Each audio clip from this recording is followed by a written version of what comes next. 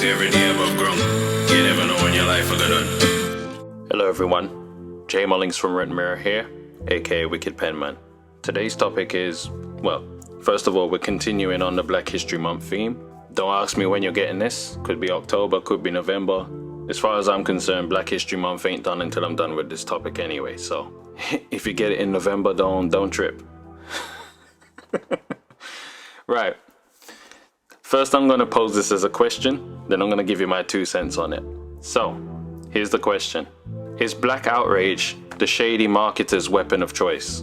I'll say it one more time. Is Black Outrage the shady marketer's weapon of choice? For me, it seems to be on purpose. That's just how I feel. And I feel this way based on the fact that it happens too many times. And then I know people will make the distinction to say, well, you know, when it happens in the media, for instance, in the news and so on and so forth, how does it benefit their brand to have, you know, this Black Outrage? We'll stick a pin in that for now. But when there's been tone-deaf adverts, you know that the overtone or what comes with it, the byproduct of that is that it's going to set the black community alight. They're all going to start talking about it. Then you say to yourself, well, how does it benefit them to have, or how does it benefit these brands to have black people outraged at them? Okay, look at it another way.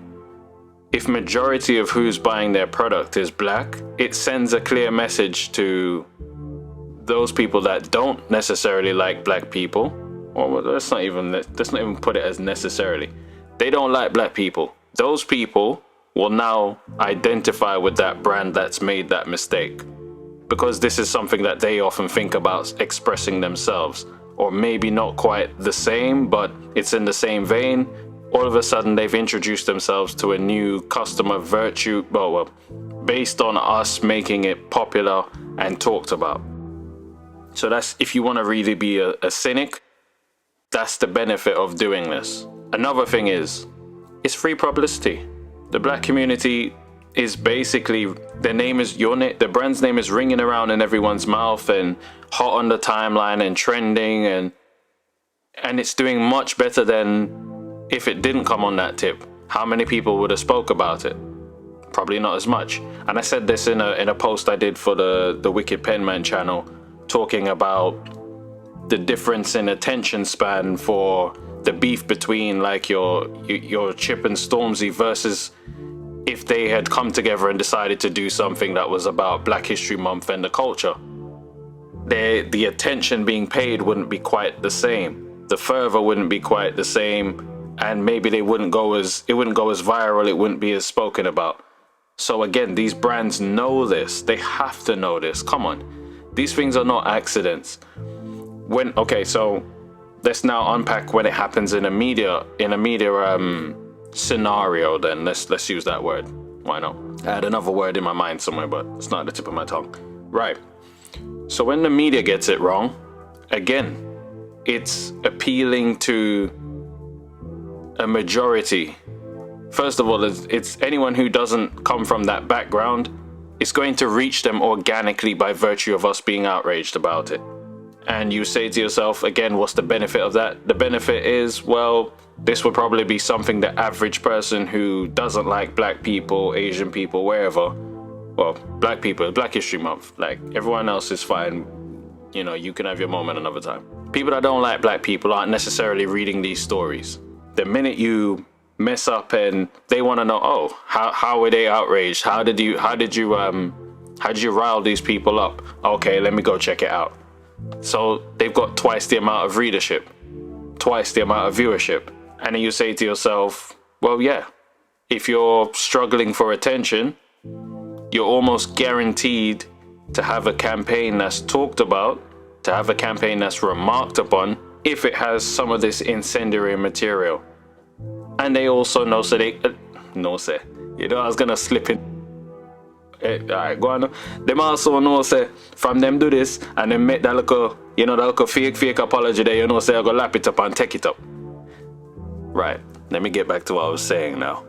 They know that when they come with their standard PR, it was bad judgment, you know, it doesn't reflect the views of the company, blah, blah, blah, blah. When they come with that little rubbish apology, it will be accepted, and then they just have to wait another few days, something will happen.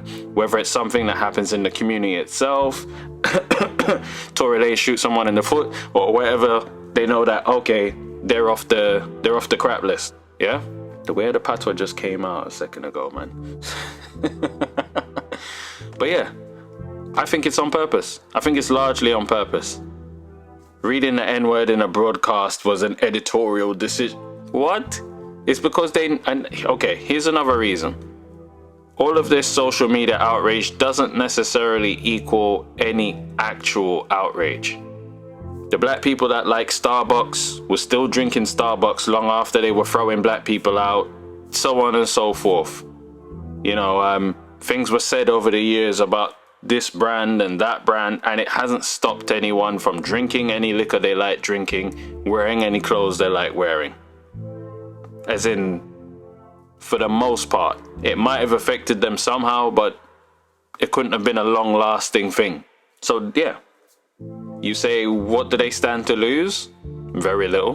What do they stand to gain? A whole new level of consumer, or at least twice the attention that they would normally get organically.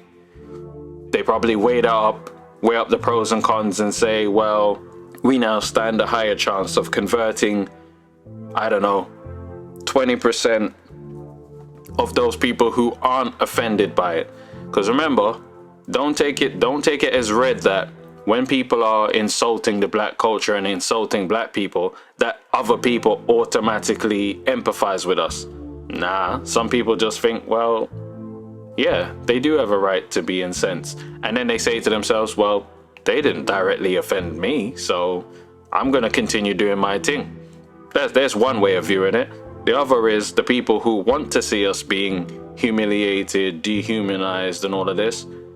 They go, well, right on, you did the right thing. I think I'm now going to start purchasing. Well, you've seen them and you see the trolls and so on and so forth. So you know what it is. So yeah, they probably look at it as more of a win than a loss. Heineken with their foolishness. VW with their foolish Super Bowl ad many years ago. So on and so forth. All these brands, they all get it wrong. They all get it wrong in a way that tells you that this only needed to happen once and never happen again. Nah, it happens. Just give it a few weeks. Don't even have to give it months. What about that? Was it that Asian brand with the, you put your clothes, you put a black person in dark and then the washing machine and use the washing up powder and they come out white. And then when they're white, they're clean. I just want to know, like, as an aside, the black person that was there, did they not? Anyway, me no know. But yes, to me, Black Outrage is the weapon of choice for the shady marketer, right? And for the shady advertising people out there, and they know it's a proven way of trending, being spoken about, and just being on the, you know, the hot topic for, you know, maybe it lasts a week.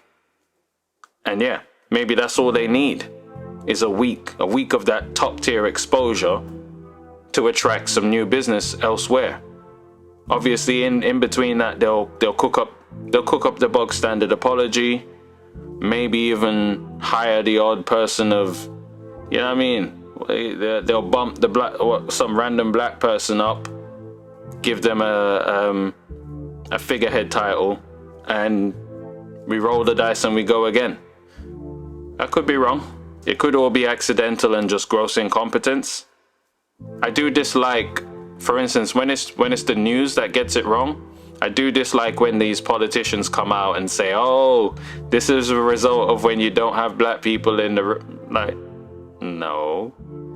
It doesn't require a black person to get someone's identity correct. Come on, man, like, stop doing that. And the reason I'm always wincing when I hear that is, if we do end up in jobs where we make mistakes, what, are we just out? Because, you know what I'm saying? You're setting an unrealistic expectation of perfection from us. I know black people hold themselves, well, in general, hold themselves to a very high standard when it comes to work.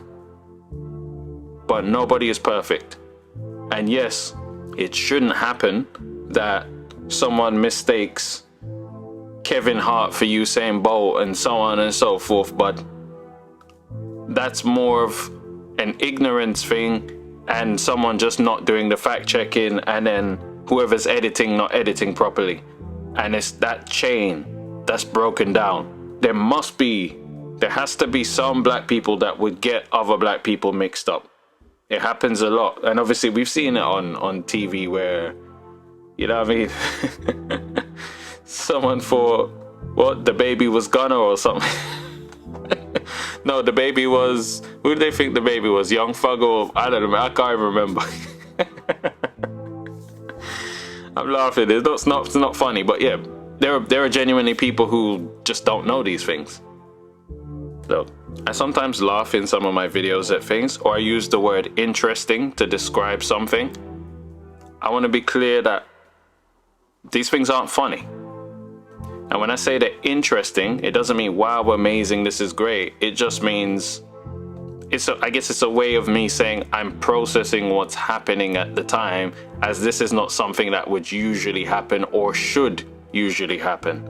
So when I use the words interesting and you hear me laugh at certain things, don't think that the importance or the seriousness of it is lost on me. Anyway, let's break this down. I don't want to make this too long.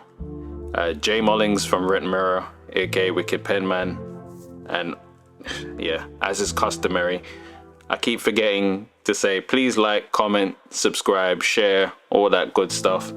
Find Wicked Penman, WICKED. Penman is one word, PENMAN, on all your good streaming platforms out there. Your Amazon, your Deezer, your Tidal, your Apple Music, all of them something there, you know. Go on there and stream and stream and stream. If you like the merch that you always see me wearing, writtenmirror.com. If you like the Thought Book 1 and the Thought Book 2, I know I haven't read anything today, but that's on writtenmirror.com. Just, yeah, I appreciate the support. We'll talk about the Jam another time. The Jam's won another award. Now qualifying for some of the bigger awards out there, like your BAFTAs and so on and so forth. So, well, qualified for consideration. But we'll get into that another time. Anyway, I'm out.